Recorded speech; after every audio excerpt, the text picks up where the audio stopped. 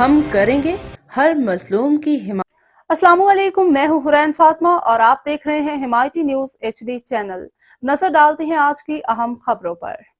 Sindh assembly نے مالی سال 2024 کا 25 کا بجٹ کثرت رائے سے منظور کر لیا۔ سندھ کے بجٹ میں 959 ارب روپے کے ترقیاتی اخراجات کی تجاویز منظور کی گئیں، جبکہ اپوزیشن کی کٹوتی کی 1200 سے زائد تحاریک مسترد کر دی گئیں۔ اپوزیشن کی چند تحاریک پر بحث کے بعد اسپیکر سندھ اسمبلی نے اپوزیشن کی منظوری کے بعد تمام کٹوتی کی تحاریک کو یکجا کر کے پیش کیا، جنہیں ایوان نے کثرت رائے سے مسترد کر دیا اور مطالبات زر اور صوبائی بجٹ منظور کر لیا۔